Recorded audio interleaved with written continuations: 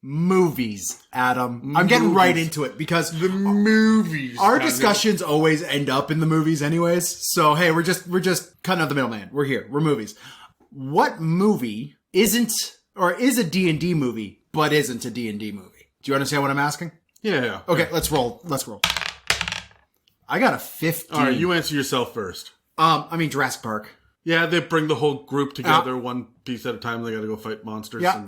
We could just rattle off a list. What do you got? I'm going to say the middle 70% of Star Wars A New Hope. From the cantina, really from getting the droids, when Luke buys the droids, all the way up to escaping the Death Star. Okay. It's not a D&D movie when they're running the trench run, right? No. It just isn't.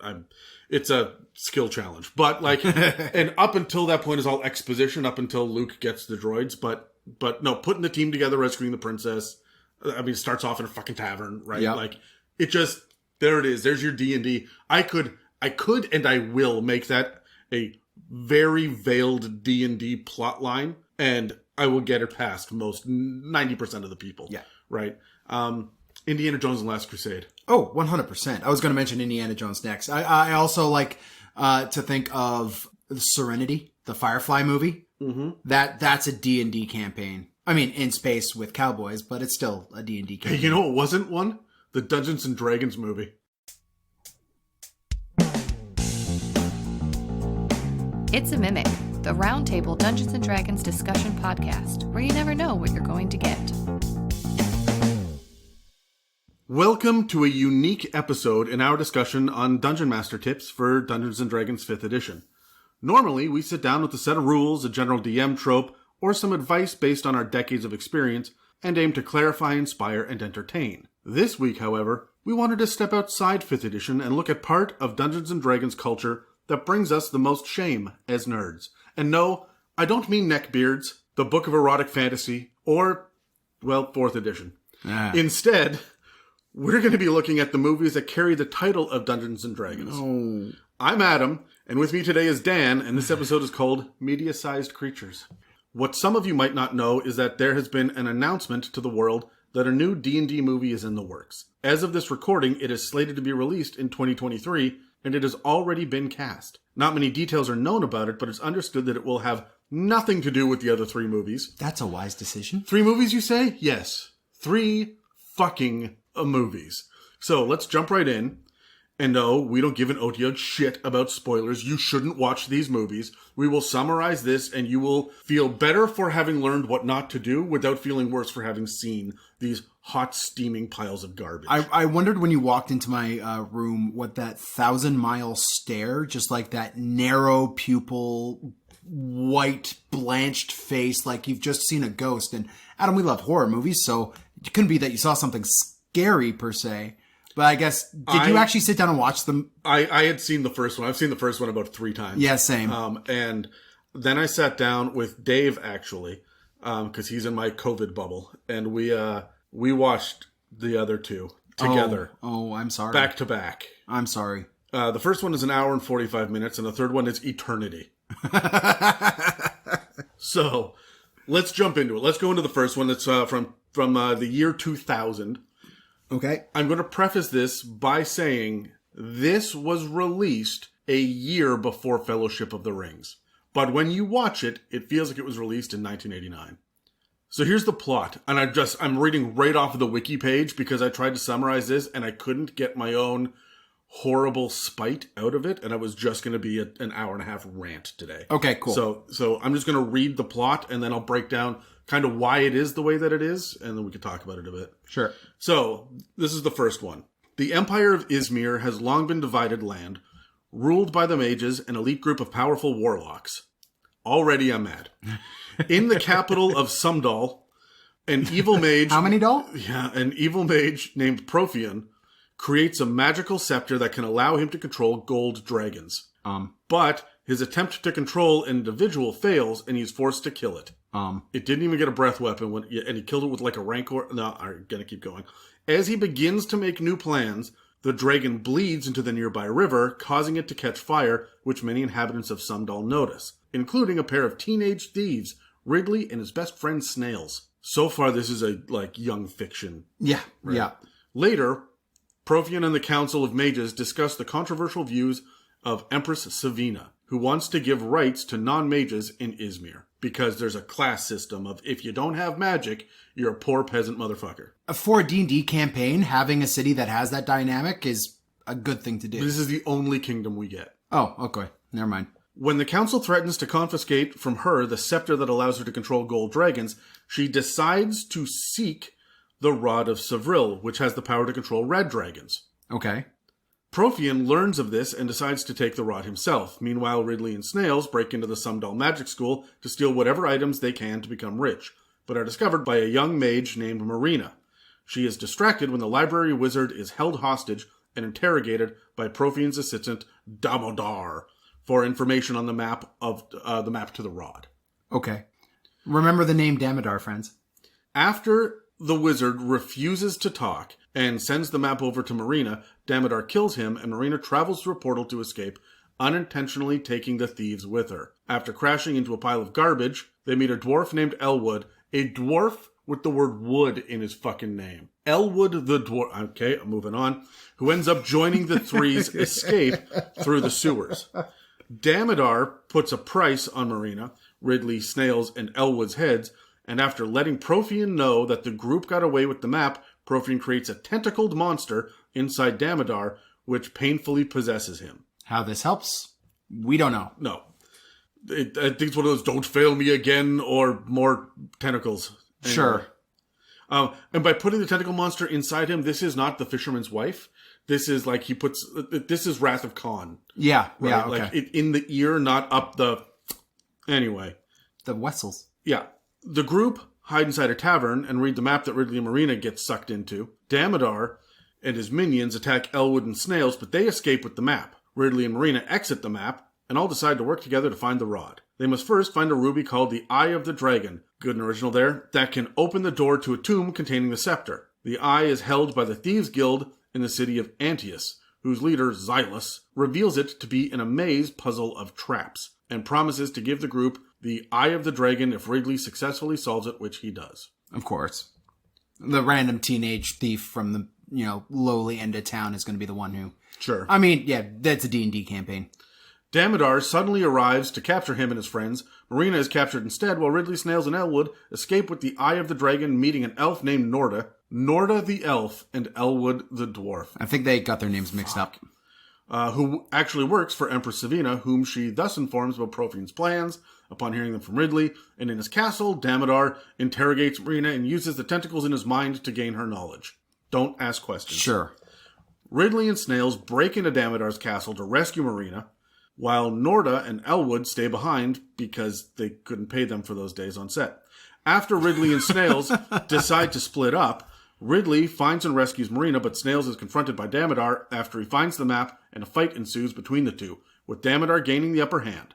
When Ridley and Marina arrive, Snails throws the map to his comrades, but at the cost of his own life, as he is killed by Damodar before being thrown off the castle. Ridley, infuriated and filled with rage, but not like a barbarian's rage, just, no! Yeah. Attacks Damodar to avenge his friend, but he disarms him and stabs Ridley with his own sword. Him getting stabbed with his own sword was my favorite part of the whole movie. You're forgetting the very important part about that castle. My least favorite part of that entire fucking movie. Oh, yeah, okay. Dan, do your PSA now.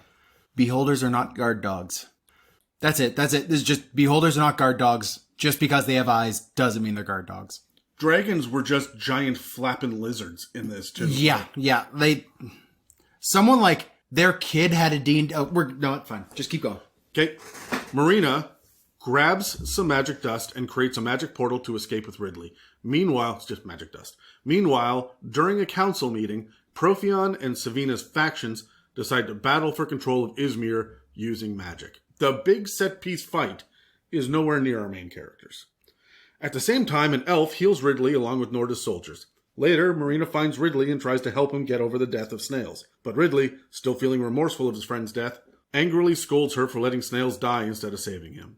After a brief argument between the two in which Marina convinces Ridley that Snails' death is not in vain, they eventually forgive each other and become love interests. Aww. Ridley later uses the Eye of the Dragon to enter the tomb that contains the rod. It is held by a skeleton that comes to life and tells Ridley he is Savril, now cursed for trying to control red dragons, and anyone who wields the power of the rod shall suffer a horrible fate. But Damodar arrives to steal the rod. Damodar returns to Sundal with the rod, where the Empress and her gold dragons are battling the mages, following Profian below, to bring it to Profian, but Ridley and his friends follow in pursuit. Profian removes the monster from Damodar and uses the rod to summon red dragons. Let the blood rain down from the skies. Yep. Yep. Which battle the gold dragons and slowly begin to win the fight.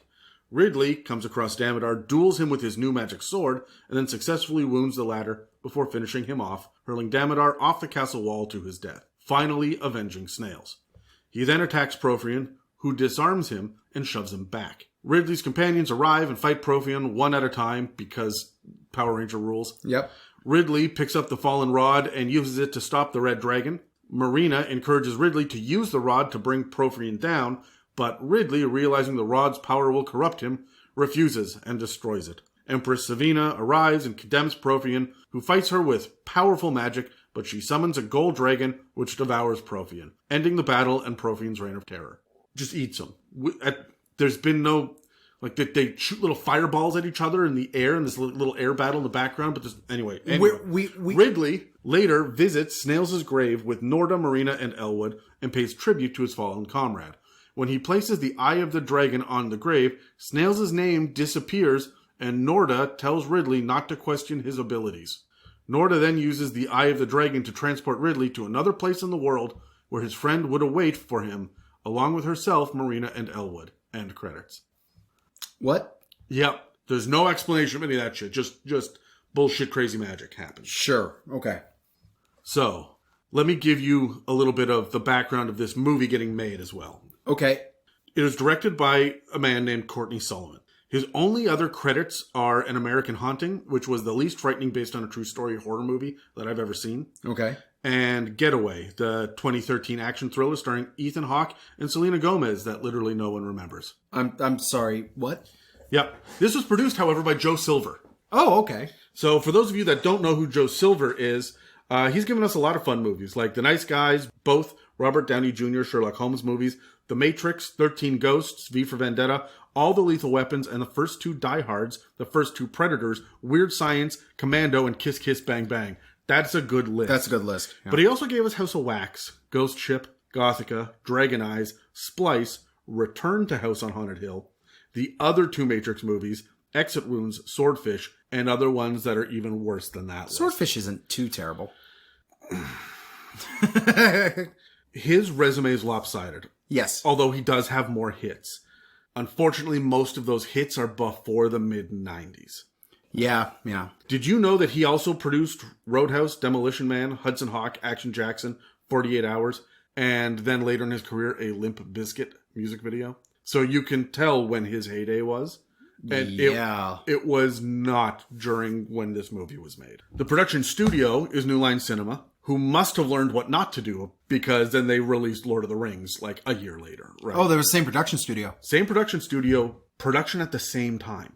Wow. Okay. And that one budget.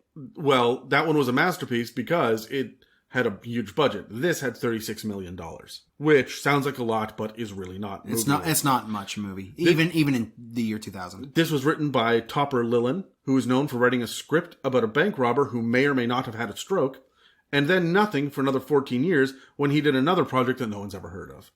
It was also written by Carol Cartwright, who is also responsible for writing that stroke movie and another script about a child caught in a divorce. Ooh. So there's not a whole lot of experience on the writing side here. No. It says that the plot is Profian, a tyrant, attempts to overthrow a peaceful kingdom ruled by a tough empress. Which is not at all what the movie is. No. But I do like the tagline of adventure hinges on more than just a throw of the dice. Okay, that's pretty good. Obviously, the person who wrote the movie didn't write that. So here's what we got. We got Jeremy Irons, who was Profian, the bad guy. For those of you who don't know, it was Alfred in the DCEU, and he's immediately recognizable as the voice of Scar in the animated Lion King movie. Yep. He's a powerhouse. Yeah. He's freaking amazing. He's A-list. Yeah, he was his agent hates him, but he's A-list. Yeah, he was in Lolita, The Man in the Iron Mask, and the criminally underrated Die Hard with a Vengeance. Yep. Where he played Simon. Bruce Payne played Damodar. He was in Highlander Endgame, Passenger 57, and Howling 6. The other 91 acting credits seem to be for films I've never heard of, and that's saying something. That is saying something, yeah. Thora Birch plays Empress Savina. She's from American Beauty and Ghost World. I've liked her since she was like the kid in Patriot Games, recently? and she's working. Okay. So, she recently was in The Walking Dead. Oh, yeah, okay. And she actually had a pretty fun part. And this is after it got good again, when they finished all that Negan shit. So Okay. Justin Whalen is Ridley Freeborn. His only other credits are... He was Jimmy Olsen in the Superman show, right? Lois and Clark. Yeah. Yeah. He was also the boy that got Chucky in Child's Play 3. And recently, he's been doing nothing since 2009. Oh no. I think he retired. Yeah, okay. I mean, you start in the Dungeons and Dragons movie, man. Like, put a fork in you, you're done. Okay, I've got a controversial opinion about this next one. Marlon Wayans played Snails.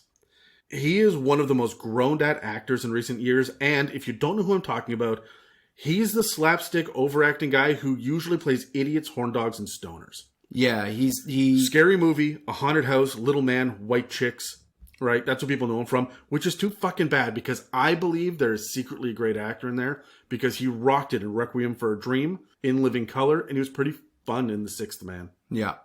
I even kind of liked him in the first G.I. Joe movie, although he didn't really have a fuck of a lot to do. No, I honestly think he's the best of the Wayans brothers.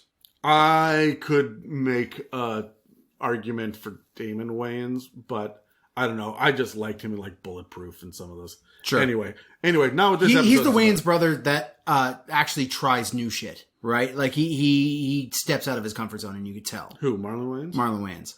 No, I don't think so. I think that he gave up on that. I think that he does movies that his brother does. Oh, okay. And that's it. So we also had Marina, who was played by Zoe McClellan, who I don't recognize from anything else, but some people will know her from JAG, Dirty Sexy Money, Designated Survivor, and NCIS New Orleans.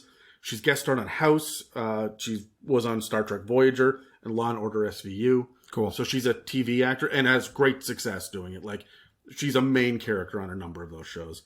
There was Lee Ehrenberg as Elwood, who is the dwarf. His claim to fame has been the Pirates of the Caribbean movies. Yeah, he's one of the pirates. Like they're the two Rosencrantz and Guildenstern running around. One that can pull the eye out, and the other one that can't. Yeah, he's the one that can't. But he was also Leroy in Once Upon a Time recently, and everybody seems to know him. Okay. Then we got Kristen Wilson as Norda. She gave up acting after Mega Python versus Gatoroid. Yeah, here I thought Dungeons and Dragons the movie would be the low point of this podcast episode. Well, it's too bad because she was in Bulletproof, which I mentioned before, and Walking Tall with The Rock. Yeah, she was in all three of the Eddie Murphy Dr. Dolittle movies, right? So she had a little bit of a run. Yeah. We We also got Tom Baker in a cameo. He was Halvorth the Elf. And I mean, of course, he's the fourth Doctor from Doctor Who. Yeah. He walked around in the background. I feel like he did someone a favor. Yeah, sounds like it. Showed up for a day and a half of filming and then, ate some free food and left. So the runtime on this was an hour and 47 minutes. It's PG-13 and painfully so. The IMDb score is 3.6 out of 10. Rotten Tomatoes gives it 10% from critics and 19% from audiences. And I just have to say, audiences do better. Metacritic gave it a 14. My favorite review that I could find was from the Sci-Fi Movie page, which said, "We still like it better than Attack of the Clones." Sure. That was the nicest thing I could find about it. That wasn't obviously paid for. So, Dan, this movie is problematic at best. It is really a piece of shit through and through. Yes. It did not represent the hobby well. No, not at all. It is everything bad about it. But do you know why? It was written by people who don't play it, is my guess. Kind of. It was stuck in development hell for 10 years. Mm-hmm. At which point they were going to lose the rights on it and scrap the whole thing. And so they turned to one of the producers who'd been championing it the entire time, Courtney Solomon. And they said, "Fine, you direct it." And he had no directing experience. Oh, no. So he took it over. And then he said, "All right, fine, I will do this." And after he signed, they said, "Great. And use this script that you didn't like, that you already axed. We don't like your script. You're going to use this one." Oh, no. And that is how this movie came Has to be. he ever released his script? Like, is there any... No, I couldn't find anything. Okay. I went looking for it and I couldn't find it. He does not like to talk about it. That's fair. It's a shit movie. It is a shit movie.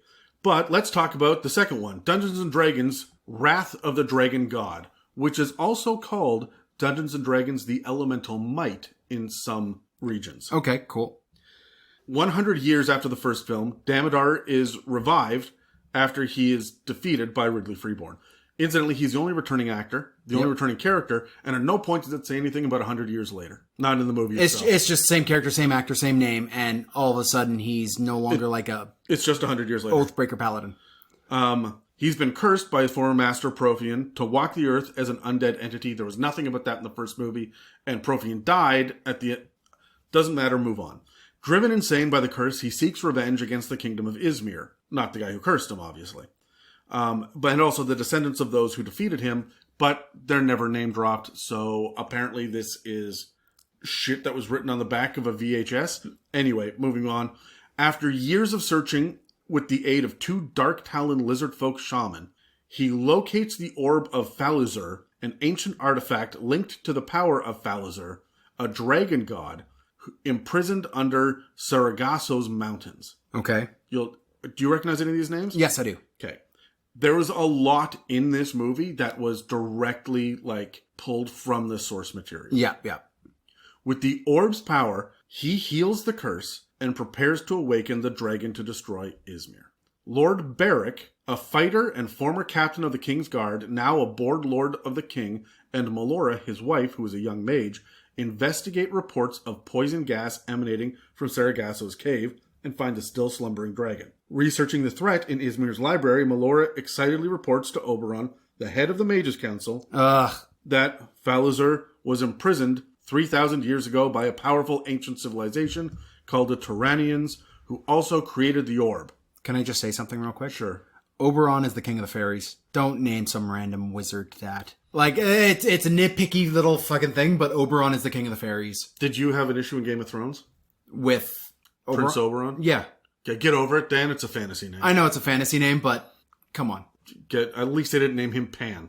I've seen that in some I things, have seen that and as well. That drives me up the wall. Yeah. And not just because of Peter. Anyway, so while trying to locate the orb through magic, Melora is cursed by the much more powerful Damodar and begins dying slowly. He has power, by the way, which is just, I'm holding an orb and looking angrily into the camera. There's no explanation of what's happening. Okay. She hides her illness from Beric, who is appointed by the king to assemble a party of adventurers small enough to infiltrate Damodar's lair undetected, but strong enough to face their enemies. Lux is a female barbarian, Dorian is a male cleric of Obed High, Ormeline is a female elven wizard, and Nim is a master thief. And he steals the fucking show. Yes, yeah. Together, they resolve to locate the Vault of the Warlock Malik, a worshipper of the demon Dweeblex, who they call Jubilex. And they have it spelled wrong in the movie, too. But I'm moving on from that. Malik was gifted a magical scrying pool known as the Pool of Sight. Beric believes the pool will allow them to penetrate Damodar's defenses and reveal the orb's location. The party sets out to locate Malik's vault, while Oberon and the other mages try to decipher the tomes of Turian magic in their library to find a way to defeat the dragon. So you get these two plot lines going at the same time. Melora is sick and dying. She's been cursed.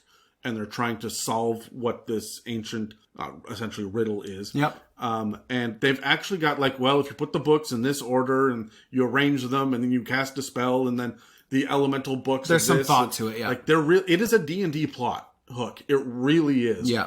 And then there's also, these guys are off on a quest to go do things. And they run afoul of monsters. And I would like to say, where the first D&D movie had... its party was weird and stereotypical and kind of cartoonish. It was a dwarf is a dwarf is a dwarf. Right? Yeah. The party represented here, the acting isn't the greatest, but they are represented well, especially the rogue. And I love the barbarian. The barbarian in it is stellar as well. The cleric is hilarious. So anyway, back to Beric. His party is traveling through a haunted forest. They catch the attention of a powerful lich named Clax the Maligned, who offers his services to Damodar. Damodar doesn't trust him, but is confident that the orb makes him more powerful than Clax, After confronting a white dragon and losing Dorian in the fight, Barrick's party finds the Pool of Sight, securing their way to Damodar's castle. Confronting him, Barrick manages to take advantage of his overconfidence and steal the orb, though Ormeline and Nim are badly wounded before the wizard teleports them to the Temple of Obad High. While Ormeline and Nim are treated by the clerics, Barrick rides back to Izmir, Lux staying behind to delay demons summoned by Damodar. Okay. Using his shape-changing abilities, Klax infiltrates Izmir's castle, kills Oberon in his bath, and assumes his shape. When Barrick returns with the orb, Melora uses it to unlock a vault discovered beneath the castle, where the Turanians hid the secrets of their magic. Klax reveals himself, steals the orb back, and kills the king and many of the castle's inhabitants before returning the orb to Damodar. Falazar awakens and destroys the orb, regaining his godly power. Damodar asks Falazar to witness the city's destruction and to let him rule over it, and its remains in Falazar's servitude. Sure. The dragon god agrees, but demands tribute in the form of 100 human sacrifices for every new moon in honor of the release, to which Damodar's like, yeah, sure, okay. While Barrick rides in pursuit, Melora, who is near death, manages to decipher the Turanian secrets and gains the blessing of Obad High, who gives her a new orb, just out of nowhere. Sure. Barrick and Lux meet up and confront Damodar, who no longer has the orb's power. They force him to cancel the curse, and she rallies the remaining mages in a magical attack that sounds really cool and should have been, but wasn't, for budgetary reasons. Yeah. And they defeat the dragon, sealing him away. Klax, who has no interest in helping Damodar, disappears with a laugh. In the aftermath, Izmir is rebuilt, with Barrick immersed in his ministerial duties, and Melora appointed as the new head of the Council of Mages. Lux, Ormeline, and Nim are shown to have fully recovered from their wounds. Damodar is imprisoned in a dark dungeon beneath Izmir, but smiling to himself as if he is fully prepared to wait another 100 years to have his revenge. Okay. So, let me break down kind of the production of this. Directed by Jerry Lively, who was a cinematographer that worked on Hellraiser 3 and Hellraiser Bloodline, Children of the Corn 3, Return of the Living Dead 3. Dude's got a pattern. Yeah. He also did work on Dementomania, Clown Fear, and Friday, the movie with Ice Cube for some reason. Huh. Yeah. As a director, the only other title I recognized was Darkness Falls. But I clicked on it to be like, oh, I love that movie. But it's not the one about the 2003 one with the Tooth Fairy, like harassing Emma Caulfield. No, this one is the 1999 thriller about a small-time racketeer and some economic thievery, whatever the fuck that is, starring the guy that voiced Beowulf in that 3D Abomination and the woman who played Audrey in Twin Peaks. So, this guy's a low budget. Sure.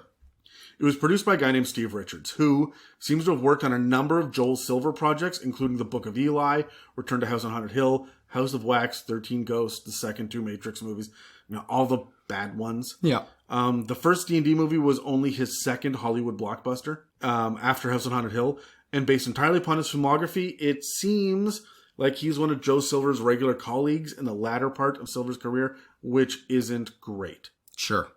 He did have a couple other hits, but nothing really worth mentioning. Yep. We went from New Line to Skyline Films, and it also listed is Lithuanian Film Studio.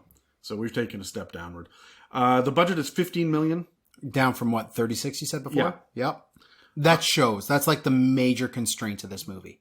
Jerry Lively is credited as being a writer, so the director is also the writer, along with Robert Kimmel, who is known for his work as additional crew on IMDb. And this is his only writing credit. Okay. And Brian Rudnick. And he's actually won an Academy Award for... No, I'm kidding. He wrote this, the sequel to this, and then wrote a documentary called Rolling the Dice, Adapting the Game to the Screen. That's fun. I did find out that he directed some loosely veiled softcore porn that was marketed as erotic and scandalous thrillers in the 90s too. So that happened. Everybody needs a career change. Yeah, or shit, right? Sidestep. So the runtime of this was an hour and 45 minutes. It was not rated because it was a direct-to-DVD release. Yeah. 4.7 on the IMDb score, up from 3.6. Yep. There were not enough reviews on Rotten Tomatoes to actually warrant a Rotten Tomatoes. Yep. And Metacritic didn't touch it, although audiences on Rotten Tomatoes gave it a 29%. So that's up a little bit. Yep. My favorite review for this was, It resembles something made for the Sci-Fi Channel. Sure, yeah. And that's pretty accurate. Yeah. This movie was not necessarily bad. It just was not necessarily good. It relied heavily on the fact that it didn't really have very many well-known actors. Well, it's funny. I went looking through the list of actors, and they're all BBC. And, like, it seems like they cast out of the BBC. Dave and I were talking about this afterwards. We not only enjoyed, like, we sat down to rip the shit out of this movie. Yeah. Like, lights on in the room, the bowl of, like, chips sitting there, and we're just like, all right, we ready for this fucking nonsense? And I ran out of things to rip on, like, beside the budget, like 10 minutes into the movie. It was decently well written. It's got some good jokes. You said Nim steals it. Lux is pretty damn good as a barbarian as well, and how they portray that strong female barbarian from 2003. So, like, this is a new type character, right? And that was one we haven't really seen a lot of. Dorian, to me, is one of my favorite characters in the show. From what I remember, it sucks that he eats shit with the white dragon, but... Yeah, he doesn't actually do a fuck of a lot in it. His introduction sticks with me. Oh, yeah. Where, like, everybody stay quiet in church, or whatever he says when he drops his hammer on the ground. Yeah. They bust into, like, sir, you've been summoned by the king. And he just, like, we do not speak in here. Bam, hammer on the ground, and it sends out a thunder wave and knocks everybody back. Yeah. The thing about this movie was, as opposed to the first one, they used real fucking D&D spells. They had real fucking D&D monsters. And places and names. Yeah. Like Obadiah showed up a bunch of times, and that's the nature god from Greyhawk. Yes. Yeah. This seems to be set in Greyhawk. Mm-hmm. You can tell that way more live went into this project, and they went in the cast out of the BBC, which Dave and I were thinking about it, and we came up with the idea that that's really the perfect place to cast people from. Between Arthurian legends, Shakespeare ridiculousness, like Sure. Much Ado About Nothing, Yeah. and, the trees are marching and the hags and Macbeth and all that stuff, right? With all of these kind of fantastical things, kind of on the outside of proper regal sense. Like, you don't work as an actor in Britain without carrying a sword or riding a horse after a few years. It kind of made sense for them to cast out of this, and it fit perfectly. There was actually charisma between the actors. There's some decent amount of, like, roles behind every one of the actors. Like, they do a decent job. I don't think the acting is bad. I just think it's directionless. I think that they took a bunch of pretty solid actors and said, okay, we're going to set up the camera here, say your lines. And the actors did their best with no direction. Mm-hmm.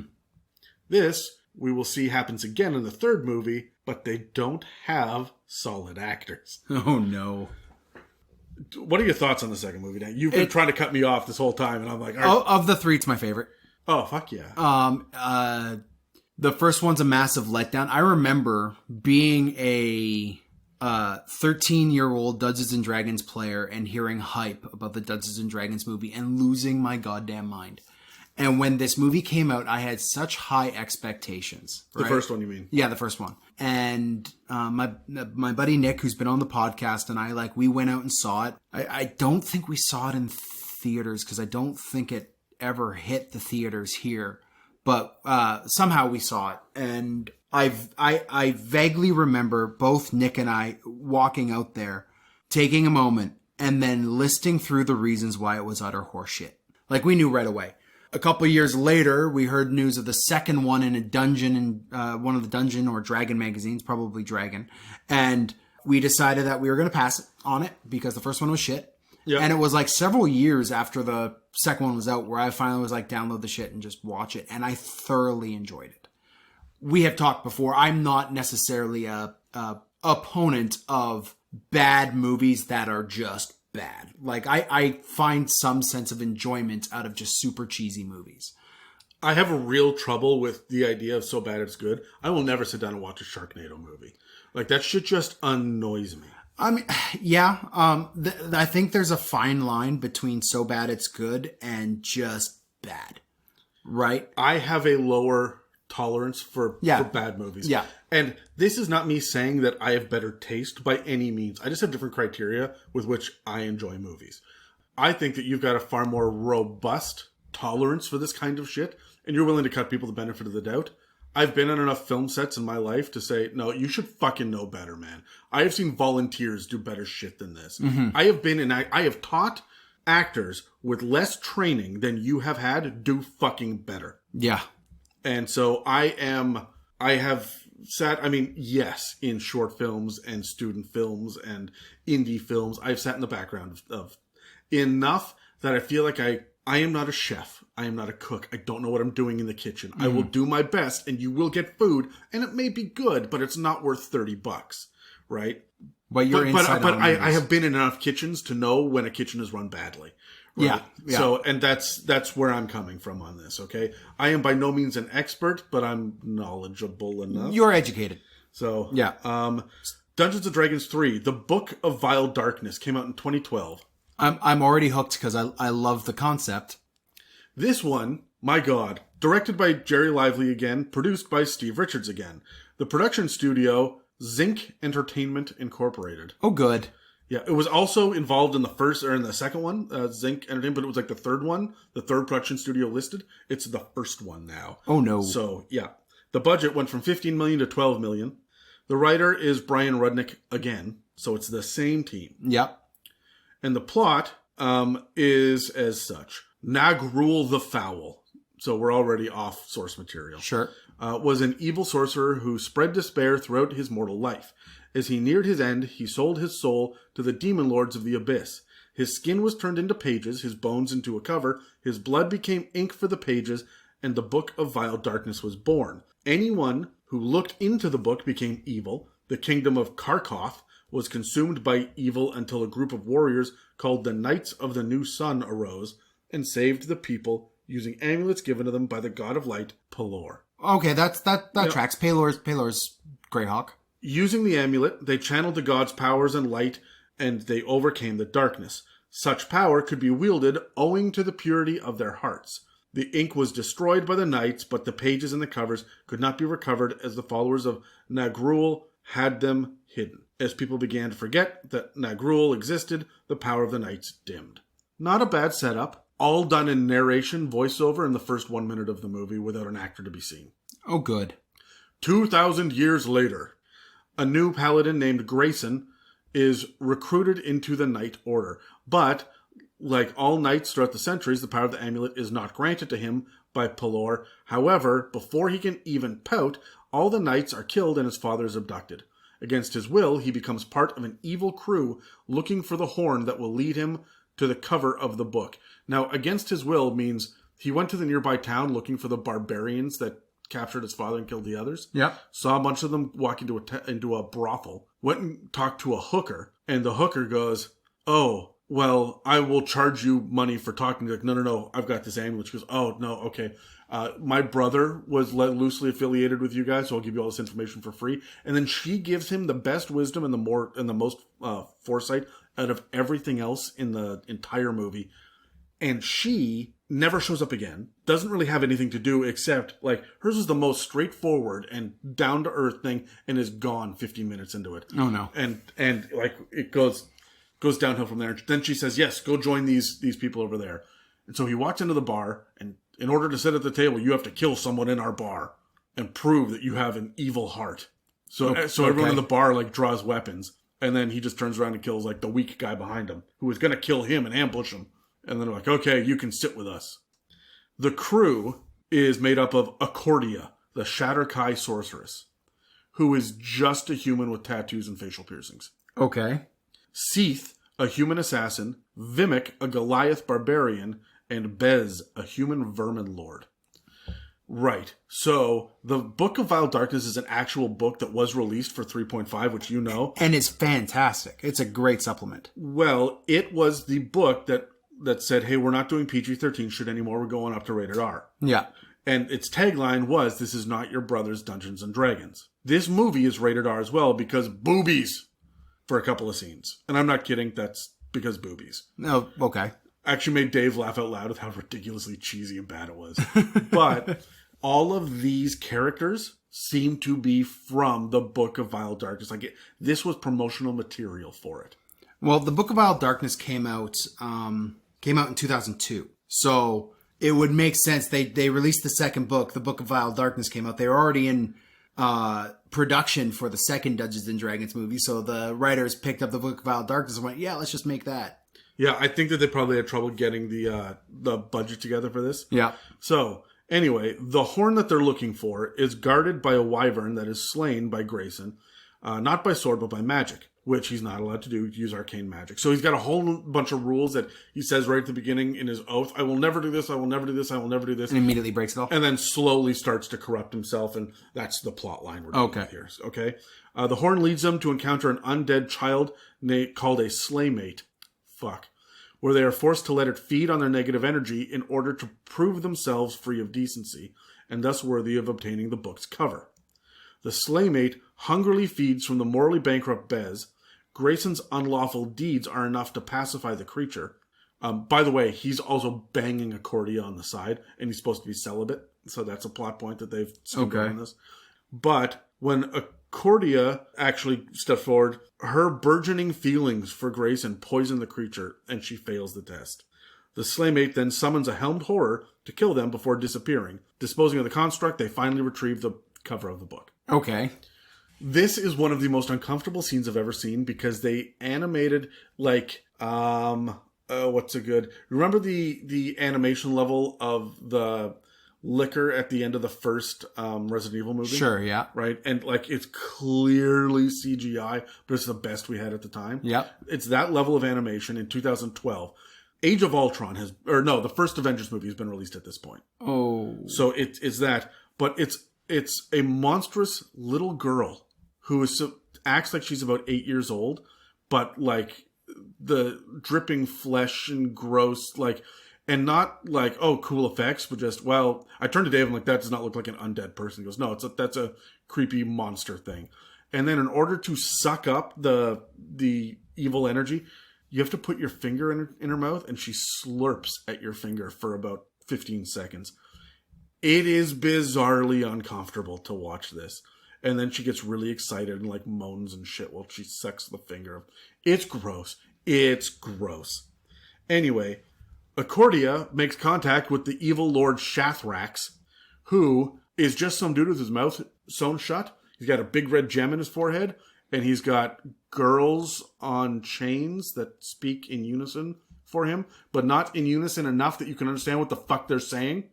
Anyway, the only reference I could find online for Shathrax was a bunch of Mind Flayer fan art. So I don't know what the fuck is going on with this guy.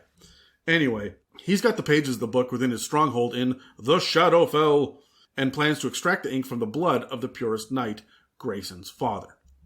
So these guys just step forward into, through a thin space in reality, into the Shadowfell. There's no idea of portals or how they got in there. They got the cover of the book and they just step in there. So they just cross the street and we're in the Shadowfell now. Pretty much. And it was and they're in the castle. And you don't know whether or not if you don't know D&D, the Shadowfell sounds like it is the name of the castle they are in. Oh, okay. So there's no premise or setup. There's no premise, setup, description, exposition of anything. There's fog outside the castle. That's what you get. Immediately against the walls of the castle. Oh my god. Okay. So because Grayson refuses to kill his father and reminds him that they must be the last beacon of hope, Grayson, the guy who's been falling to corruption this whole time, then is granted the power of Pelor. And alongside with Accordia, he manages to stop Shathrax before he can complete making the book. What they skip over is the fact that they actually defeat Grayson in combat and hook him up to the evil soul-sucking machine first, where they extract, and I quote, liquid pain from a rubber-looking corset that Dave said looked like a milking machine. Because it had 4 tubes coming out of his stomach. Yeah. And it's this black leather corset wrapped around him. And he's screaming, quote-unquote, in pain. This is not good acting. This liquid pain that comes out of him is this black sludge that they then that tracks. The liquid pain that comes out of me is black sludge. Fuck. It is just, it is bad. Even though they love each other. That's what I call Taco Bell 12 hours later. Liquid pain. Accordia and Grayson part ways at the end because of their different natures. Womp womp. The actors here are... Oh, wait, that's the end of the movie? That's the end of the movie. Oh, okay. Yeah, the actors here have done not a fuck of a lot. There is a police captain from Avengers Age of Ultron, sewer thug number 2 in The Dark Knight Rises, a minor role in the background of Tim Burton's Alice in Wonderland, Okay. video game voiceovers. The main guy was Andy Flynn on EastEnders on BBC. Okay. And then people have been like short films and indie shit that I'd never heard of. Right? Yeah. This thing, Dan, my God, this was painful to watch. And not like, haha, no. I thought one of them was directed by Hugh Boll. No. Like, No, you straight up made that shit up. I don't know. You quoted that to me in the past, and I'm like, no, man, you're wrong.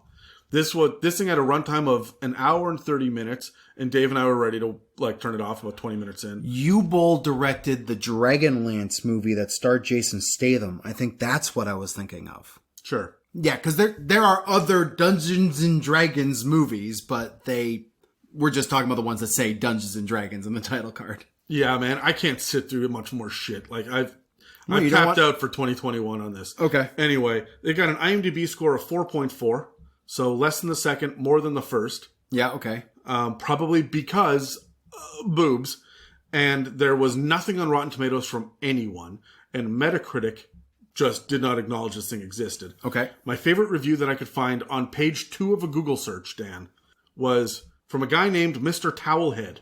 Oh, no. So I had to dig deep. Who said, I have mixed feelings. The Book of Vile Darkness is clearly targeting young adult male fantasies, including boobs and gore, but the CGI and fight scenes are so awkward and bad you feel sorry for the actors. On the other hand, the film may be for fans of the series, but has no redeeming value, nor does it have any redeeming value for fantasy fans. I mean, dude's right. So, here's the other thing. Courtney Solomon, who directed the first one, the poor producer that was brought in to direct it, was also a producer on these 2 movies, and seems to be the driving force behind the entire franchise of films. Okay.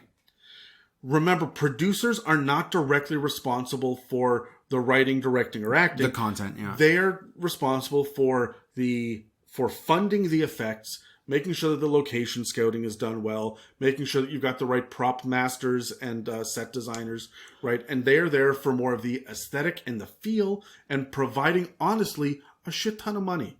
Yeah. It's a problem when producers start to interfere with their quote-unquote vision, right? Which is where we start to get weird lopsided films. But Courtney Solomon said he did not want to direct or be a part of that. Okay. So this guy seems to be the driving force to get these movies made, but it doesn't necessarily mean that he's the one that is responsible for this. Is what I'm banking on, because he's also responsible for the 2023 movie that's coming up. Oh, no. So we're going to jump into that after this quick break. Are you going to behave for this commercial? Almost certainly not. Why do I even bother with you? Why do you bother me? That's not what... Hey everyone, and welcome to another stupid commercial that I don't want to fucking... Adam. Daniel. Will you just... Please? Hi everyone. It's that time again where... Thank God. Dan, I'm trying to record a commercial here. It's that time again where we remind you that we have a mailbag episode coming up soon. So if you have any questions, comments, or random thoughts for any of the hosts, please let us know. We actually really look forward to the mailbag episodes because it lets us talk directly with you guys, the listeners. NPCs. Most of the questions these days are directly related to D&D, but you know we'll answer just about anything. Want to answer why you bother me? Stop it. You can send us direct messages through Instagram, find the post on the subreddit, or send us an email at info@insubimic.com. So the next time you're listening to an episode and struck with a quandary, perplexity, or bewilderment, take a few seconds and type out a quick message for any one of the hosts. We'll make sure that your question gets added to the list. And also remember to enter our giveaways for a chance to have an entire episode dedicated directly to you. It's these interactions that bring the most joy to our lives. That and beer. What? You know what? We really should just get together to answer some questions one day and get drunk. Remember the time I showed up drunk for that one episode? Oh my God, I edit so much out of that one. This advertisement has been brought to you by Cirrhosis and Idiocy. Please drink responsibly. Don't tell me what to do. You're not my real dad, Dan.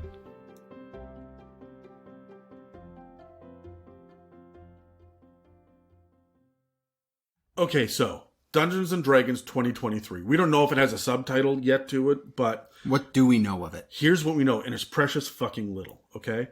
John Francis Daly is one of the 2 directors. Now, we see a lot of director team-ups these days, so that doesn't scare me, okay? You know him because he was an actor that played Sam in Freaks and Geeks. He was Lance in Bones, and he was also in Game Night, Horrible Bosses, and Waiting. Yeah. He directed Game Night and the recent Vacation movie. His name being attached to the project gives me hope. I like him. I like him too. He works with Jonathan Goldstein, who directed Vacation and Game Night with him. Yeah. It's produced by Dennis L. Stewart, who produced both the Ninja Turtles movies with Megan Fox, Cowboys and Aliens, Iron Man 2, and Kingdom of the Crystal Skull. Not great movies, but big budgets. Big budgets, yeah. And decent set pieces on all of them too. By the time that I didn't hate the CGI shit. I didn't like the turtle design, but there's nothing egregious in any of those movies that stands out. If you were to put a better script... Not that a producer would have affected. Exactly. Yeah. Right? And of course, our good friend Courtney Solomon is part of this as well, right? Yeah. So the production studio is Paramount Pictures. Okay, we're at a reputable studio. Yep. Entertainment One, Hasbro. Yep. And Allspark Pictures. Hasbro makes sense because they own WotC. They own the product. And Allspark makes sense when you realize that it's Dennis L. Stewart who did Ninja Turtles movies and Cowboys and Aliens. Allspark is named, of course, after the Transformers, the Allspark. Yeah. Right? Which is Michael Bay. Like, it's his side project. Sure, right? yeah. The budget is unknown, but the writers for this, besides the game writers that are credited to it, are the 2 directors. So it's a solid vision from the writer-director combo. Sure. We don't have a tagline, obviously. There's no plot. We don't know a runtime. There's no rating that's been announced for it. And, of course, there's no reviews. We do know the cast. Do we know all of the cast or most of the cast? We know 6 people for the cast. Okay. Sorry, 7 people for the cast. Chris Pine, who was Captain Kirk in the new Star Trek. He was also Steve Trevor in Wonder Woman. And he played the voice of Peter Parker in Spider-Man Into the Spider-Verse, which I didn't know. So I looked it up. No, he didn't. That wasn't Chris Pine. That was the guy from New Girl. Oh, yes, but the good Peter Parker A. Yeah, that not died. Peter Parker B. He played the good Peter Parker that died. Yeah. We'd have Michelle Rodriguez, who is Letty from Fast and Furious, Ana Lucia from Lost, Rain from the Resident Evil movies, and the best part of the Resident Evil movies. I will contend. Oh, we'll argue in another episode of the Resident Evil movies. She was also in Machete. Yeah. Both Machete's movies. She's a fantastic action actress. When I sat down to think about Dungeons & Dragons, I went, well, if we have a barbarian, I hope it's Michelle Rodriguez. And so then I looked this up and went, oh shit, look at that. Yeah. Then we have Justice Smith, who is the kid who was freaking out the whole time in Jurassic Park Fallen Kingdom. He also played Chester in Generation, which is a new show that's out that is getting a lot of acclaim. Yep, he's done a couple things recently that my wife and I have been like, oh, that looks interesting, let's watch it. And he's not a bad actor. He's not a bad actor, but he seems to act at the same caliber as the people around him. Yes, and if he's put up with the Chris Pines of the world, then he should do okay. Yep, we also got Regé-Jean Page, who was Simon in Bridgerton, Chicken George in the Roots remake, and Leonard Knox in For the People. Is he the guy that quit Bridgerton? I don't know, man. I don't watch that shit, and I don't pay attention to it. Neither do I, but I think... That movie is problematic, or that series is problematic at best. Yes. It masquerades as being all about equality, while it actually really undermines a lot of the idea of... Anyways, I've got a lot of things to say about Bridgerton. If he quit Bridgerton to go be on the Dungeons and Dragons movie, this dude's my new favorite. So, sure, okay. We also get Sophia Lillis, who was Bev from It. The new It movies. Okay, yeah. And Chloe Coleman, who is the girl from My Spy, who gives Dave Bautista shit in all of the... Like, I've seen the trailers. Yeah. Nice. She was also Skye in Big Little Lies, for those of you who know that. And we got Hugh Grant as the villain. He has been set up as the villain role, and his name is Forge Fletcher, which just fucking annoys me right off the bat. Yep. Forge Fletcher. Okay, so normally I'd be like, Hugh Grant. I mean, but... The Gentleman was great, and he was great in it. So I reserve judgment on that one. Let's roll initiative, and let's talk about what we want to see, what we hope they avoid, what we probably expect. But let's roll, and we'll go through. I got an 11. I got a 19. So the very first thing that I want to see from this is dragons with intelligence. If you're going to bring in intelligent creatures, bring in dragons that can fucking talk. Audiences are ready for it. We saw Smaug. Yeah. We don't need the dragons, the wyverns from Game of Thrones, right? And like there were dragons in all three. No, only the first two. It was a wyvern in the third one. Oh, yeah. Well, okay. But like, no, none of them had lines. None of them showed any sort of real intelligence. They're about as intelligent as dogs. Yeah, right. So I'm with you on that one. What do you get? For me, what I want to see, you said get the dragons right. I'm just like, get the monsters right. If you're going to pull from the source material, which you're making a Dungeons and Dragons movie, make it right. Get your monsters right. My biggest gripe about the first one, as I've said dozens of times, is the fact that they got beholders wrong. Put a beholder in this movie and make it right. I don't need it to be a beholder, though. Whatever you do... Yes. I don't even need it to be Forgotten Realms or Eberron. Like, you make up your new world, that's fine. But keep it consistent with the source material that's been handed out. Yeah. And so that's my second thing. Put some fucking dungeons in it and put some goddamn dragons in it. Sure. Actually live up to the freaking title instead of just having it be some shitty fantasy romp.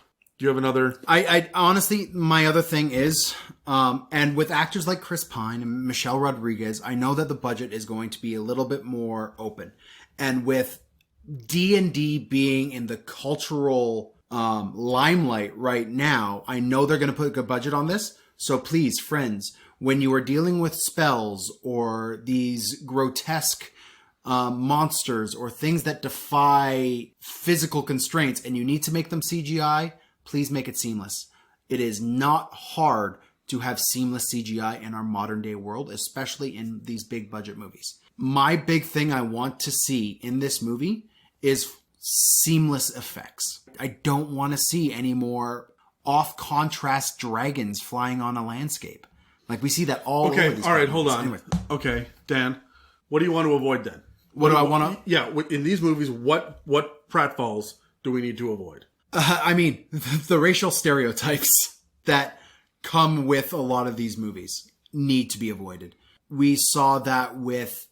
the World of Warcraft movie was pretty bad for that. It was really bad for that. And for me, I like the lore of World of Warcraft quite a lot.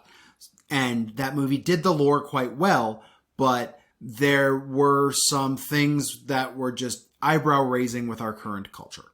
So let's actually have it written in such a way where the racial stereotypes are avoided. D&D's going that way with how they've changed orcs and drow. Yeah, and they need to commit to that because one of the things that made me raise my eyebrows, and it's so subtle, but it's there, was the orcs in the World of Warcraft movie having cornrows and dreadlocks, and that shit annoyed me. I mean, guys, come on. Don't talk to me about your influences here. Fucking come on. You know what audiences are going to go to this movie. It's the Western world is going to see this movie. Don't fucking lean into the stereotypes. I'm with you 100%. The thing that I desperately like, the one thing I need them to fucking avoid in this, do not be a Lord of the Rings clone. I do not want sad, gritty fantasy. Yes. I don't want slow motion elven songs. You don't want a tour New Zealand ad? I really love the Lord of the Rings movies, and I thought they were great, and I would love to get more of them, not The Hobbit. I would love to see more Lord of the Rings content, not The Hobbit. The way that Peter Jackson handled Middle-earth, except The Hobbit, was great, but I've seen it. I don't want that for Dungeons & Dragons. Yeah. It needs to be a unique property.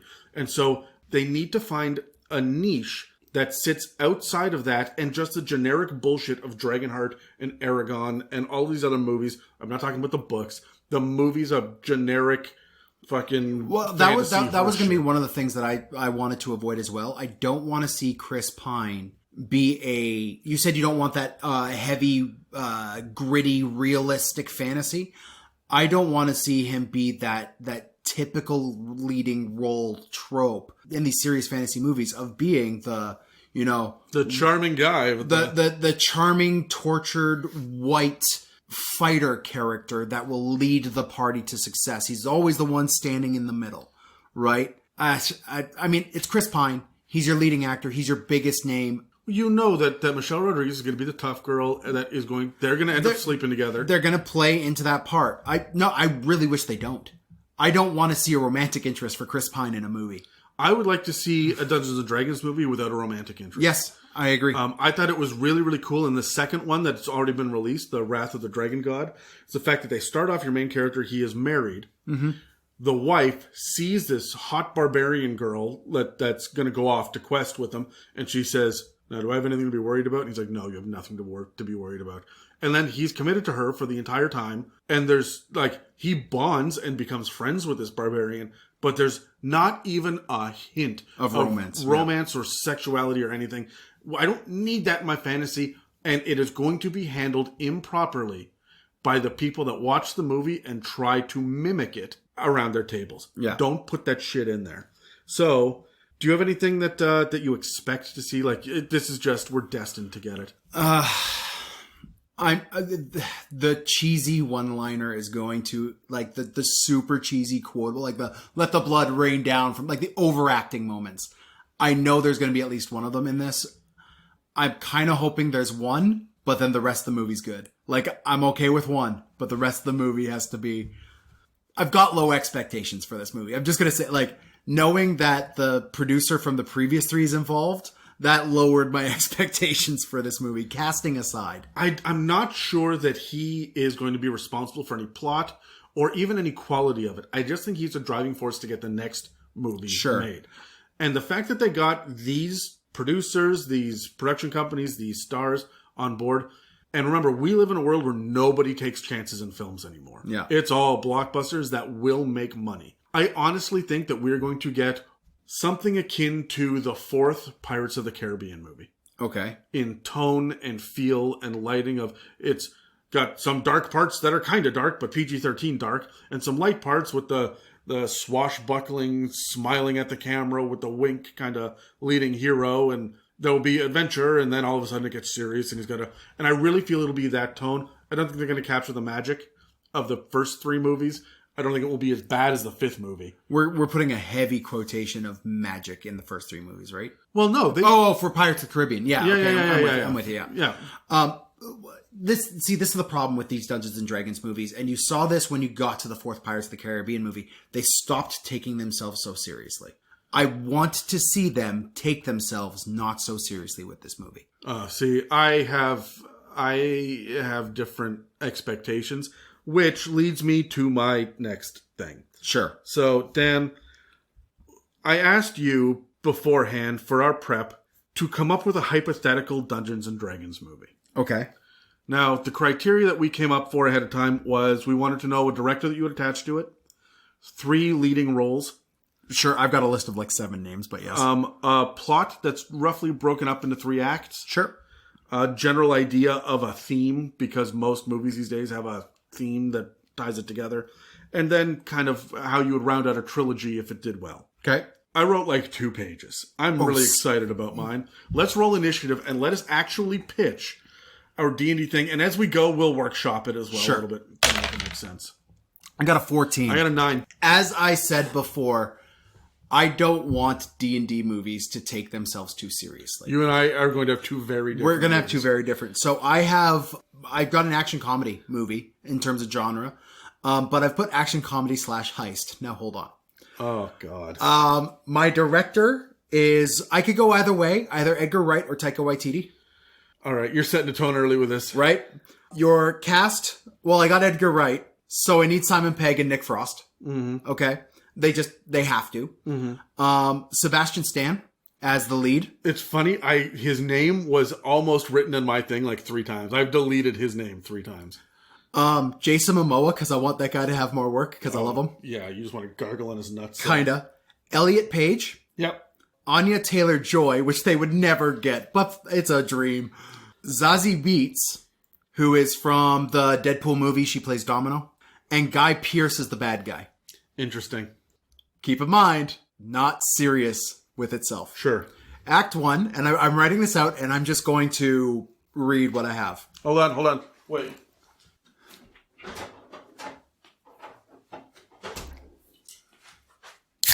Yeah, you're gonna need that. You're gonna need that. Okay, so skilled swordsman and expert brooder, Dorian Dumaine, played by Sebastian Stan, lives a life of a simple guard. A veteran of many wars, he moved to the distant Sothos Fall for a quieter and more peaceful life.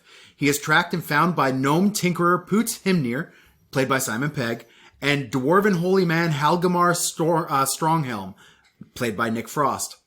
Two old friends that seek his help finding the mythical blade Tetanus, before Dorian's former commander-at-arms, Preston Coyle... I told you, I put it in everything. Before Dorian's former commander-at-arms, Preston Coyle, played by Guy Pearce, can find where the trio had buried it many years before.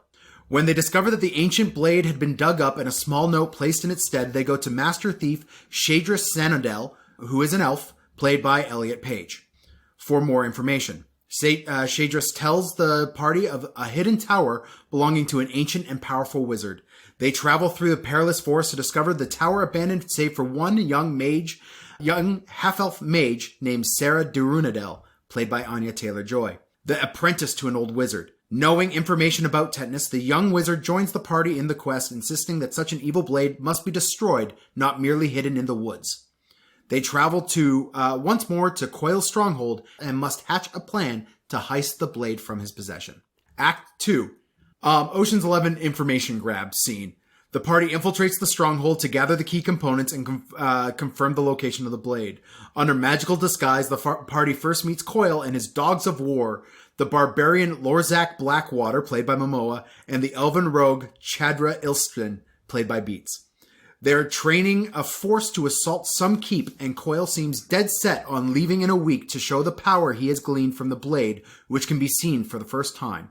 This is like a training montage a la Ocean's 11. Sure. Act 3. On the night of the raid, with the battle about to happen, the party chooses that moment to strike, and through an intricate plan, the party attempts to steal the blade, only to appear to fail utterly when Shathrax betrays the party at the climax of the heist. They are captured and left for dead as Coyle celebrates his victory, only for Dorian to pull forth the blade and behead the would-be despot. Flash back to how this was all part of the plan.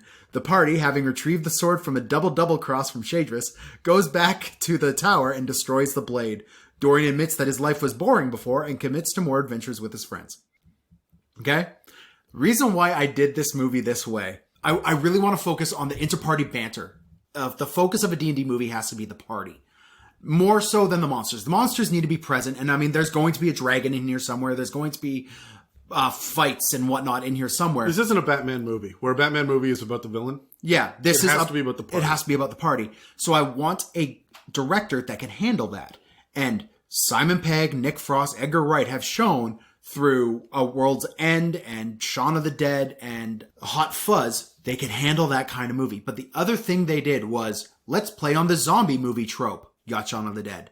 Let's play on the buddy cop movie trope. Had Hot Fuzz. Let's play on the apocalypse trope. Had World's End. Well, let's give Edgar Wright a heist movie and see what he could do with it. I mean, he did Baby Driver, but... Oh, he did do Baby Driver. And that's a great fucking movie. It is. Okay. Anyways, so I completely forgot about Baby Driver and now I'm sad.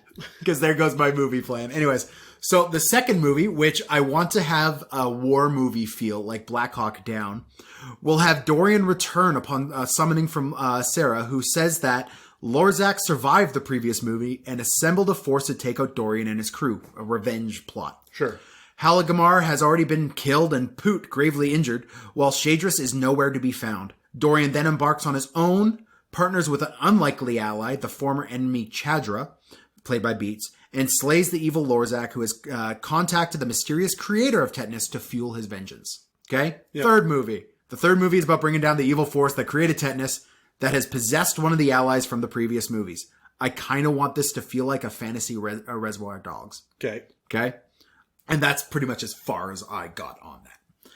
I want there to be weird magic shit. I want there to be great inter-party banter, which is why if you can't get Edgar Wright, get Taika Waititi. That guy's great at that level of shit. And all of these actors got some caliber to them, have got some wit and some banter to them. We saw Sebastian Stan in Falcon and the Winter Soldier. We know that Guy Pearce has been in countless movies where he's been able to do the banter, not mentioning being the bad guy from Iron Man 2, right? So, like, this is the idea I went with my Dungeons and Dragons movie. Man, I like it. You're going from the funny to the war zone? Well, yeah, I want there to be a drastic change of feel and Warzone-esque, like Black Hawk Down-esque. I still want it to be an Edgar Wright film, right? I still want it to be a Taika Waititi film. Sure. So, like, you know how Taika Waititi took the incredibly comedic, humorous subject of Nazi Germany in Jojo Rabbit? Yeah. And made it hilarious, but had some incredibly heart-touching moments there. Yep. I want that treatment to a D&D movie. Sure, okay. What do you got for me? All right, so I went with the director, and I'm like, okay, I want a big blockbuster, and you know who the blockbuster. Oh, please do not say Michael Bay. No, dude, come on. Look, I took your shit seriously. Okay.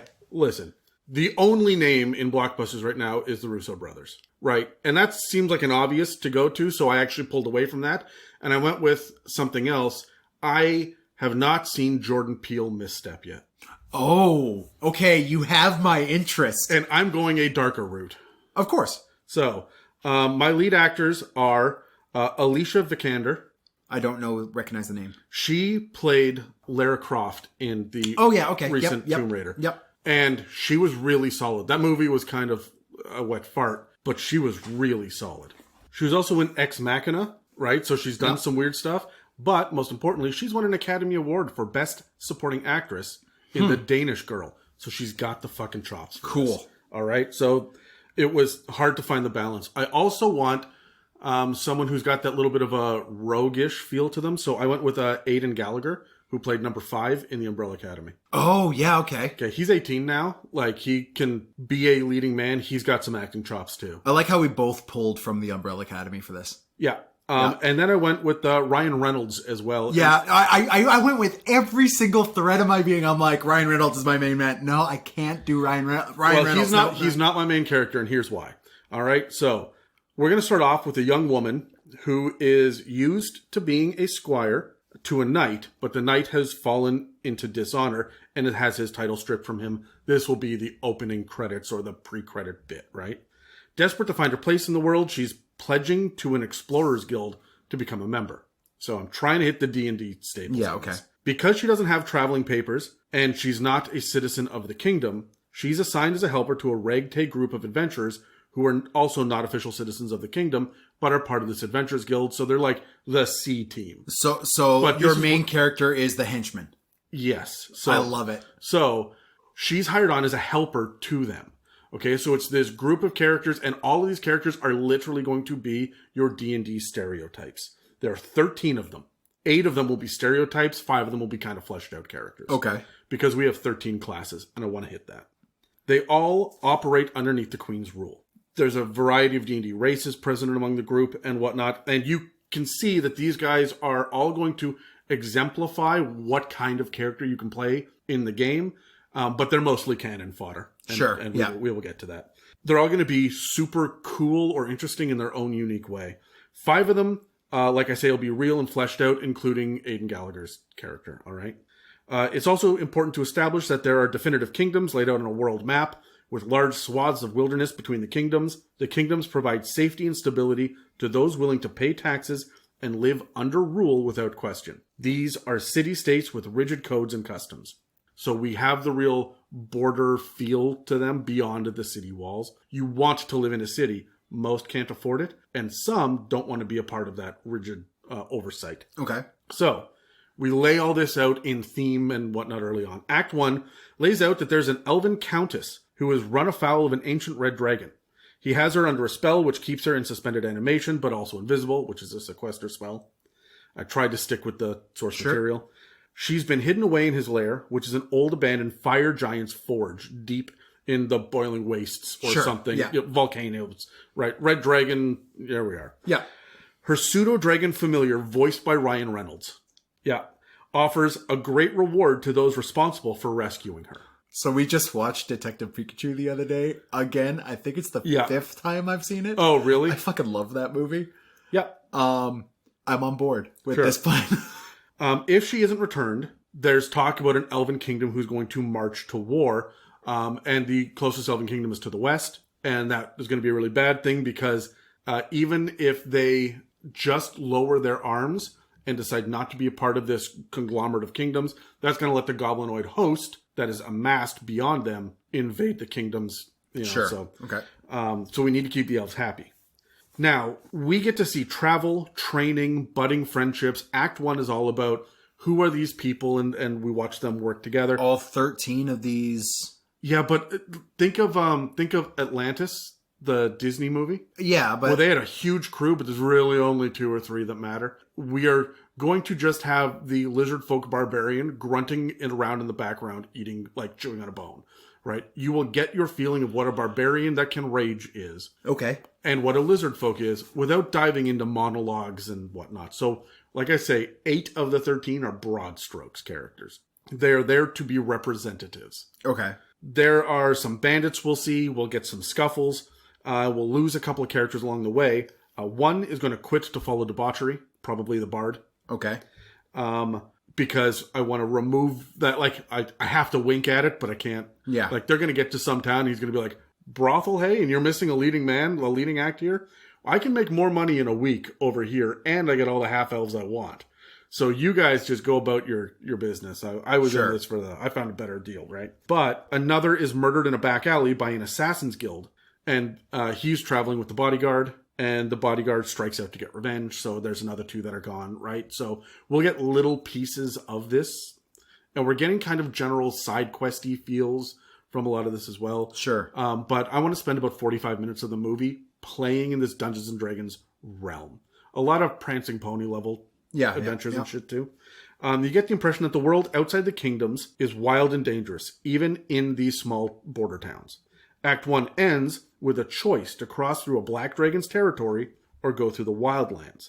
The wildlands have been fraught with reports of wild hyena attacks. Okay. Act 2 sees the adventurers discover that they're deep within Knoll territory because they avoided the black dragon. After a vicious attack that whittles down their numbers, the adventuring party flees into the black dragon's territory, where they use a river to lose the Knolls, but then they get horribly lost.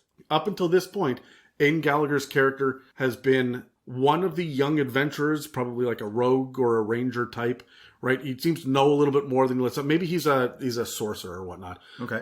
But he's been around the block. He's younger than she is, but he knows how it is. You stick with me and I'll show you. And he's kind of smooth and whatnot. Sure, yeah. And you're setting him up not to be a love interest, but to be, when you say who are the 2 main characters, he's number 2. Yeah, okay. So they are running from bullets, maybe giant spiders, wild griffins. These kind of things are threatening the party in this area. And then they end up... I would love to see a bullet in a movie. Right? Yeah. And then they end up getting caught in a trap and realize that they've ended up as prisoners of kobolds. The kobolds take the party to their adult black dragon master, who offers them a Sophie's choice, just to watch them squirm. The dragon monologues for a bit about power, rambles about hating inferior dragons, especially ones that are bordering on his land, and the short-sightedness of humans, and so on and so forth, while they make their choice to see who will die to earn the freedom of the others. But they end up choosing one of the characters. They end up choosing our main character. She's the least experienced and is not a full member of the guild. And Aidan Gallagher's character says, no, we can't do this, and he's champions. So the Black Dragon says, well, fine then, and kills Aidan Gallagher's character. Okay. All right. Big heart-wrenching moment, and the rest of them are set free, and she feels separate now from the rest of the group who voted to kill her. Okay. In the chaos of escaping, the party gets reduced down to 4 members. Act 3 kicks off with the survivors fleeing into a known village where they're given the opportunity to rest. When they rest, the others come to her and apologize, and they try to make amends as best they can. But she's grown now to sleep with one eye open, the way that someone told her to at the beginning of the movie. Maybe because they have a signet ring or something else, one of their fallen comrades, that gets them this gnomish village on their side. But they heal up, restock, and they're offered little boons and magic items to help them fight this red dragon that the gnomes didn't even know about, but instinctively fear. As they leave, the assassin from before reappears, and it's a drow who doesn't speak common. There's a fight. The drow is defeated and killed by the bodyguard party member who had disappeared before, who now shows up again. Unfortunately, she had to make a deal with the demon prince to get past the gnolls, but is convinced that she knows a hag that can remove her curse and newfound abilities once they return to the kingdom. You're trying to shoehorn a lot of D&D in this one movie. It's just a lot of little bits. I know a witch that can. The D&D people, I made a deal with a demon lord, but it's okay, right? You're just getting a whole lot of different feel and flavor through this, but the story is about the party and the interworkings of the party. Yeah. So they move on. They get to the old fire giant fortress and find it's been laid to waste. So they descend into the forges and below into the prisons. I thought it was important to have Dungeons and Dragons, plural, in both. Which the second D&D movie did, but the others didn't. Using a magic item, they see a body on the side of a huge chamber, but it's difficult to make out. As they approach the body, an old nobleman steps out, tries to persuade them from disturbing the countess. The pseudo-dragon cuts him off, and in the moment of indecision about what to do, drow and driders swarm the room and attack the man. He polymorphs into his true self, a gold dragon, and it's a big set-piece three-way fight. Sure. Dragon kills the drow, party kills the dragon. Okay. In the end, the countess wakes up only to reveal that she's an elf, but she's actually a drow. Okay. She thanks the pseudo-dragon and reveals that she's ready to continue the plans to invade the surface world. The heroes fight her, but she's a powerful priestess of Lolth, and the countess summons on Yoklols, who summon in demons, who rip open the earth and release a drow army, and the warlock sells the rest of her soul and damns herself to teleport everybody back to the original kingdom, where they pass on the information to the queen and are made members of the kingdom. The guild is taken on to act as advanced spies and scouts, and they're set out to track the movements of the enemy and warn the other kingdoms. The main character is offered to spend some time training and is given the option of which class she would like to attend. And this is where you get to see which of the 13 paths she would go down. Sure. Okay. All right. End credits. So my theme here is going to be, if you believe in yourself, if you got the willpower, that's my big... Yeah, you're kind of going with like that young adult movie feel a little bit, almost like that self-empowerment feel. It's a common one that's not just young adult, man. Ant-Man was about that. The first Iron Man was about that. Yeah, you're not wrong about that. So dig deep, find it within yourself, and push hard, right? And that's going to be the big thing. The sequel is going to be about the incursion down into the Underdark and a mission for the old heroes and a few new ones to go down there. They're taken as political prisoners. We get to see Drow society and Lolth and the Abyss. Mm-hmm. The Act 2 set piece fight, and this one will be a Beholder because we're in the Underdark. One of the side plots is that the disgraced knight from the first one begs to be given the chance to restore his honor, but doesn't live up to his end of the bargain, and our main character is forced to execute him. So that one ends in a real down note. The final film starts off with them on the run in the Underdark and has them run afoul of an illithid colony that has been pulling the strings of the drow since day one.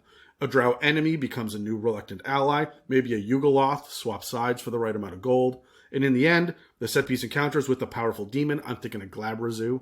Sure. Just because of the Dragloth drow connection there. Ultimately, the remaining good guys get home to their half-destroyed kingdom and find that the queen has been killed and her young son now rules. He declares that the war is over, the forces of the Abyss and the Underdark have been driven back, and then knights our main character. And that ends her story arc. She gets that knighthood she always wanted. Yes. So I really wanted to touch all of the major villains of Dungeons and Dragons.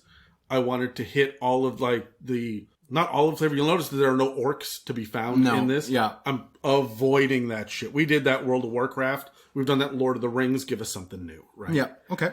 So I could not find out a way to work in an airship or any sea travel. I really sat down and tried to work on that.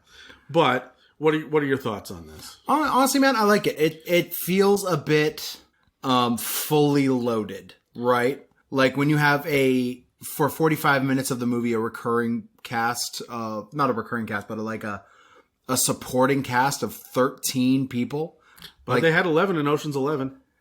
How well did you know the two stunt drivers, Casey Affleck and his buddy? Yeah, no, right? I'm with you. It can work. That's what I'm trying to say. It just feels full, especially when you're trying to take on, because with Ocean's 11, you don't have to learn much about the setting, but here you do, right? Here you've got to learn about everything. It's brand new, open book, right? But that's the thing, is she's with more experienced adventurers, so that you get to see it through her eyes the whole time. Yeah, I like that perspective on it. And I like the fact that drow feature heavily. Like, And not a Dritz clone, which I am so afraid we are going to get is Dritz in this new thing. I mean, I don't think they're going to cast Chris Pine. that would be bad. Yeah, that'd be bad. But I don't know who you would cast. Anyway, before we move on to our last fun little exercise that we challenge ourselves with, I just want to say to all the DMs out there, coming up with a plot line and an overarching idea of how to run your Dungeons & Dragons for the next 3 years is all well and good, but remember, your players are showing up on a week-to-week basis. Remember to stay flexible. It's a big thing that we see a little bit too much of in Dungeons & Dragons movies, is that they obviously compromised more than once for the sake of getting a film out there when they probably didn't need to. And I bet it actually hurt the brand in the long run. I'm with you on that one. So don't force your hand to get your precious story out there, because it may hurt your table. So my big message this week to everyone, based off of watching these films, is go with the flow and make it work the way that it should work with the people that are there. Well, guys, if you want to get a hold of us in any way, shape, or form, you can reach us on Instagram, Facebook, and at r/It's a Mimic on Reddit. Reddit's going to be one of the best ways to get us. That's where we're the most active. If you want to send us an email, you could reach us at info@itsamimic.com. And any questions you ask will get added to the mailbag question lists, which, by the roll of a dice, will be answered during one of our mailbag episodes. Dan, do you have any final thoughts about the movies that have come out, or what we want to see out of future movies, or any of that? I want them to take the subject matter serious, but not themselves too serious. And that's my big thing. I've been disappointed by fantasy movies so many times in the past that I'm going into this expecting to be hurt. I really, really, really just want to see dark fantasy done well. And I don't mean dark, gritty Constantine level fantasy. I mean, we have not had a proper dark fantasy movie in a very long time. When was the last one? Legend? Oh, jeez, The Dark Crystal? Yeah. Oh my goodness. Right? Anything in the shadow of David Bowie's Package and Labyrinth? Yeah, we're probably missing, like Secret of the Nim. Like, there are some out there that are like dark, iconic, yeah. But I mean, off the top of my head, dark fantasy, I mean, it doesn't really exist without it traipsing around in sci-fi land, right? Yeah. Or have animatronics. Yeah, look, I'm fine with puppets and animatronics to a degree. I mean, it worked great in In Dark Crystal. Well, I was going to say Jurassic Park, right? Oh, yeah. We've seen some good work with that, as long as it is good work. I want to see Dungeons & Dragons flesh out a world. Every 3 lines should have an audience member go, oh, that's neat. I wonder if we'll get to see that. I don't want name dropping. I don't want it to be a whirlwind tour of, but give us the danger and make me want to be a hero fighting back these monsters and go into these border towns. And you know what? Come up with a campaign setting that people will want to play in. Yeah. Now is the time. 5th edition needs a campaign setting that is not Magic the Gathering, Forgotten Realms, or Eberron. Critical Role is great, but I want something that the general public, and not the people, the nerds that can spend 4.5 hours a week, every week for their entire lives, watching a freaking stream, right? So I like the idea of expanding and world building, and I want that with generic adventuring and some real heroes that you can exist that can be inserted as NPCs into games and shit, right? Whatever your main character's name is should have a whatever's guide to and then their world as a source book, right? Yeah. So you want to see a D&D movie that has in the credits advised by Chris Perkins. Yeah, I'm actually kind of losing my love affair with the WotC team at the moment. They have struck out on some pretty big books recently, and I'm not real thrilled with it. Yeah, okay. So, anyway, before we wrap this up, Dan, have you ever watched the D&D television show, the cartoon from way back when? Yes, way back when. I have not watched it recently. It's about 20 episodes long. I didn't do a deep dive. I watched the first episode because I found it free on YouTube. And it's cute, but it's very much in the Ninja Turtles G.I. Joe era. Yep. It feels a little He-Man-ish. I love that they made a choice to make the Barbarian the youngest kid.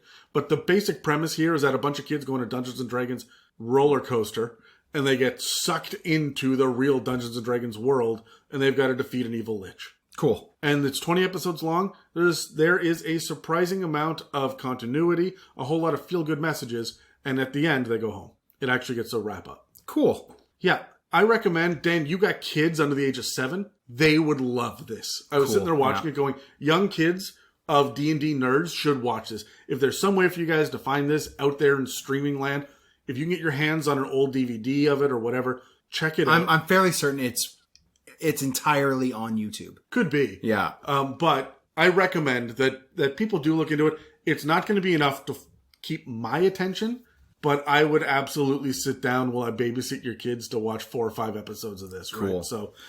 So it's definitely worth looking into. Did you also know that with all of this news with the movie, another thing kind of snuck under the radar in terms of D&D media? Oh, what's that? Dungeons and Dragons TV show. Oh, Directed and written by the guy who did the John Wick movies.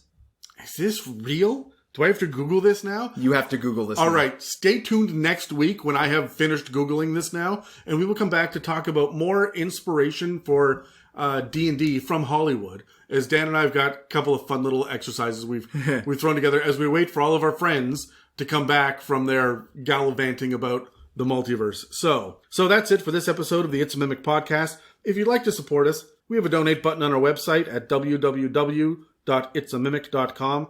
We also rely on word of mouth to get news of the podcast out there to the community. So please pass the word to everyone you know that we're available on iTunes, Spotify, and YouTube, as well as most podcast apps.